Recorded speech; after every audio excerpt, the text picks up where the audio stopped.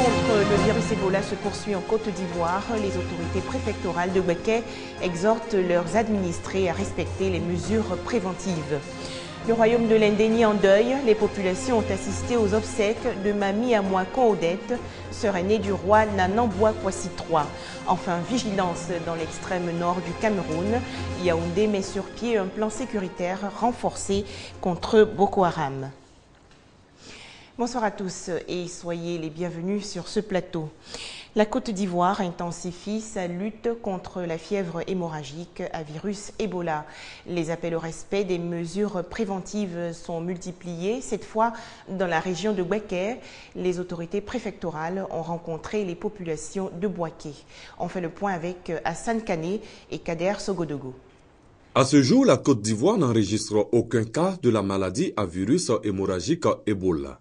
Pour empêcher le virus d'entrer dans le pays, les autorités ivoiriennes ont multiplié les actions de sensibilisation et de prévention contre la maladie.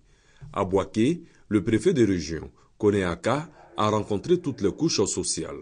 Objectif, inviter la population de la région de Bouaké au strict respect des consignes du gouvernement pour éviter la maladie. On ne peut pas mettre un policier derrière chaque Ivoirien.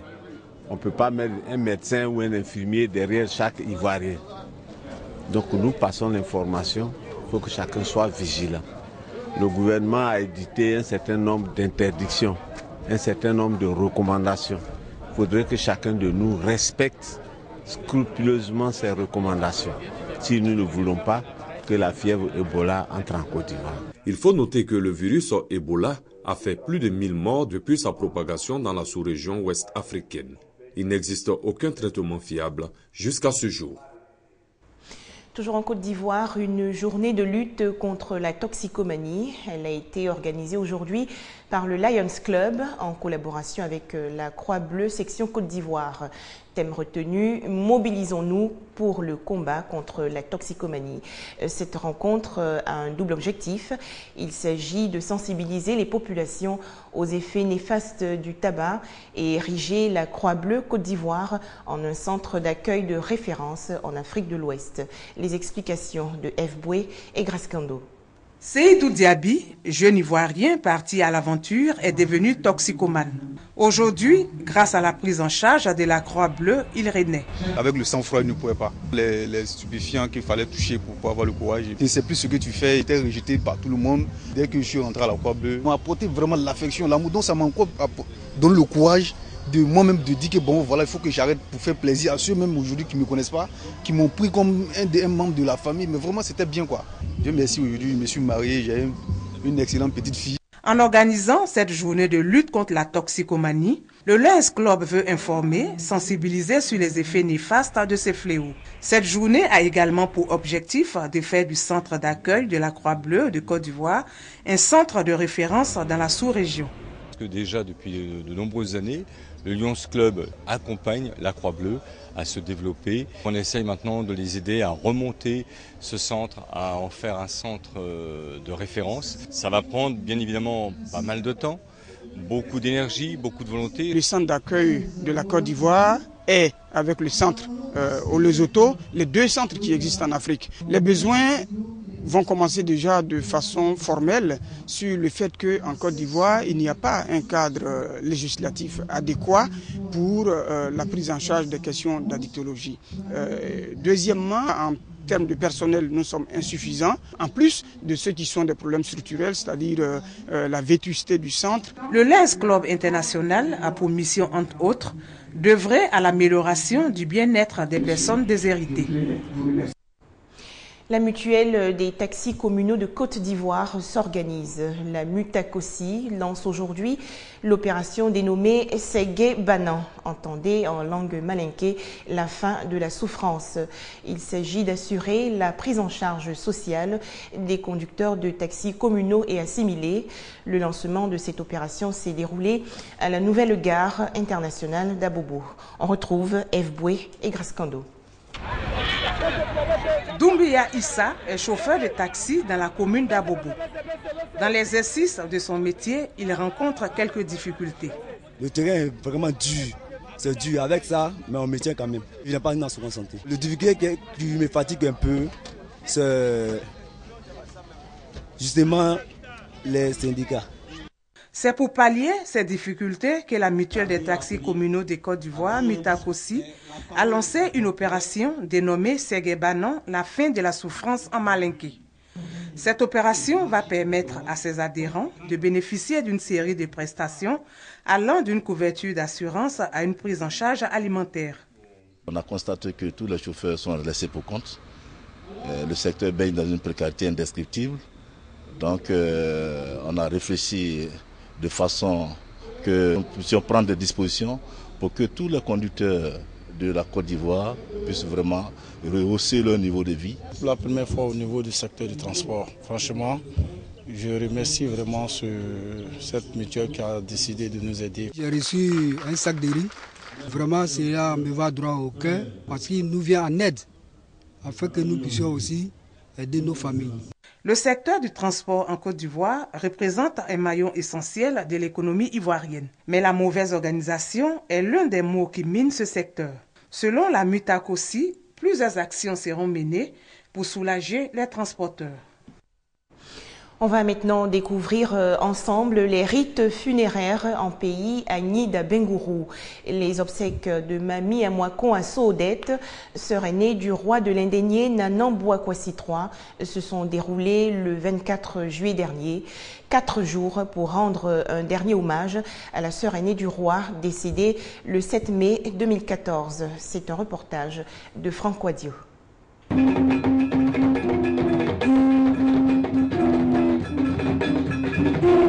Les corps peuvent tonner et annoncer aux visiteurs de la cour royale la nouvelle.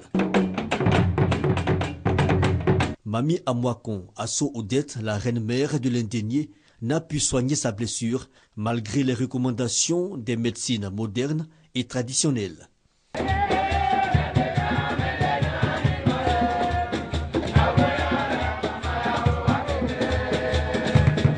Aujourd'hui, quand une personnalité coutumière est décédée, on ne peut pas aller directement. On réunit tout le monde, c'est Adaou qui vient. La reine-mère, on l'a envoyée chez le féticheur. Le féticheur vient de nous faire comprendre qu'il faut un sacrifice. On a tourné jusqu'à on n'a pas eu. Comme on n'a pas eu l'œuf, le pied ne peut pas être guéri. Donc, par manque de l'œuf, elle est décédée. La reine-mère s'est donc éteinte le 7 mai dernier. Et plus de mois après, l'on chante et pleure la reine-mère à la cour royale.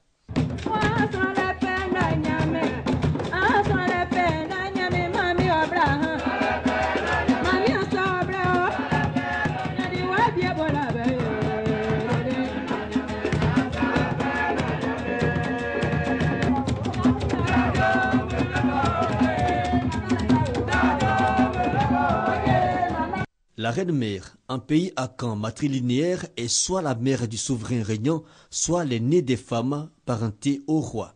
Mami Asso était la sœur aînée du roi. La reine-mère, c'est la première des femmes du royaume, sur tous les plans. De l'annonce du décès à la levée du corps, puis à l'inhumation, que de symboles. Quand un roi va aux funérailles, il faut immoler un mouton. Il doit marcher dans du sable. C'était avant, c'est autre sacrifice. Pendant les funérailles d'une reine-mère ou d'un roi, c'est vraiment les deux couleurs, rouge et noir. Et ce rouge qui indique bien la grande douleur qui nous frappe. À Abengourou, c'est à Adaou, village de la commune, village tutélaire du chef-lieu, que reposent les dépouilles royales. C'est Adaou qui est le village maire. En fait, ces jeunes, ce sont les membres de la famille du village qui accueillent tous les rois et reines, puisque c'est de là-bas que nous venons. Procession vers la sépulture à l'autre bout du village, ponctuée d'arrêts stratégiques, puis arrêt forcé à la porte du cimetière royal. Ici, plus question d'avancer pour l'étranger. Mami Asso Odette, née en 1924, âgée donc de 90 ans, sera inhumée dans la stricte intimité familiale.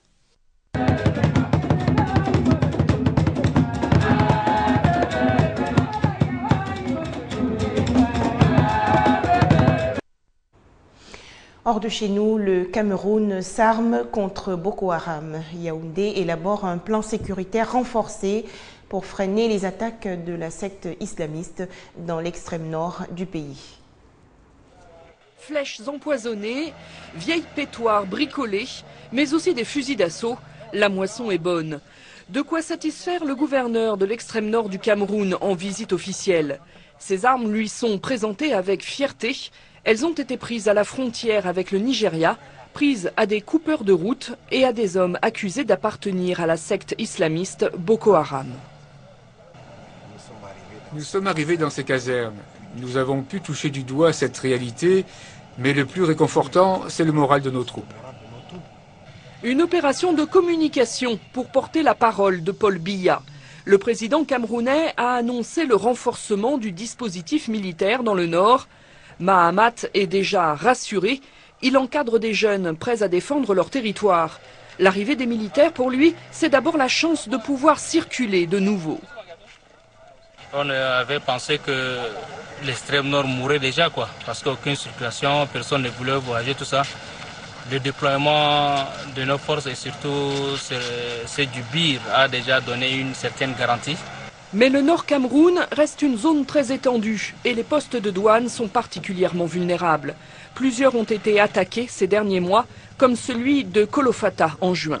Je dois dire que l'agent qui était de permanence n'a eu la vie sauve que grâce à l'agilité de ses gens.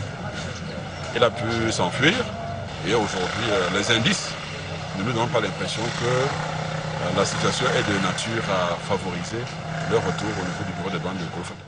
Un constat d'impuissance face aux défis Boko Haram. Les populations terrorisées par les islamistes savent qu'elles devront rester sur leur garde longtemps encore. Ce nouveau drame de l'immigration, 170 Africains subsahariens ont disparu hier au large des côtes libyennes. Au moins 15 personnes ont pu être secourues. Plus loin, au Soudan du Sud, malgré le conflit qui secoue le pays, des ethnies rivales tentent une expérience de cohabitation dans une région d'Inka. Ces réfugiés ont enfin trouvé un havre de paix. Au Sud-Soudan, 3500 membres de l'ethnie Nuer se sont installés à Amokpini. Cette ville est pourtant peuplée par leur ethnie rivale, les Dinka. Depuis décembre 2013, une guerre civile ravage le pays.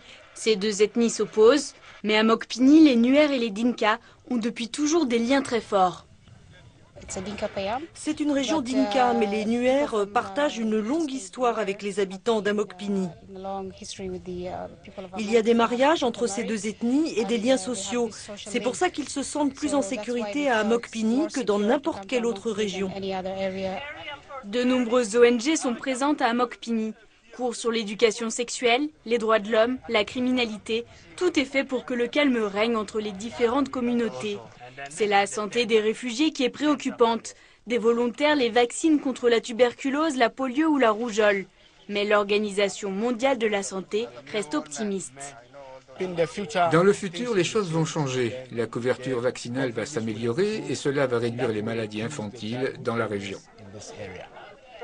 Amokpini est devenu un exemple de cohabitation entre des ethnies différentes. Malgré tout, les tensions restent vives dans le reste du Sud-Soudan. L'Égypte va inviter les Israéliens et Palestiniens à reprendre les négociations sur le terrain à Gaza. 8 Palestiniens et un enfant israélien ont été tués dans les combats. 47e jour de guerre et toujours l'impasse. Tandis que des tirs de roquettes visaient l'État hébreu, l'armée israélienne a frappé samedi 35 cibles dans la bande de Gaza. L'une des frappes a tué 5 membres d'une même famille palestinienne, dont 2 enfants. Le Premier ministre Netanyahou a promis une intensification des opérations, alors que pour la première fois depuis le début des hostilités, un enfant israélien a été tué vendredi par un obus tiré depuis le territoire palestinien. L'Égypte a annoncé samedi qu'elle allait organiser un nouveau round de négociations entre Israéliens et Palestiniens pour discuter d'une trêve durable à Gaza. La crise en Ukraine pour terminer. De violents combats à Donetsk ont fait 6 morts. Les pays occidentaux condamnent aujourd'hui l'engagement de Moscou dans une dangereuse escalade. Voilà, passez une excellente soirée sur RTI2.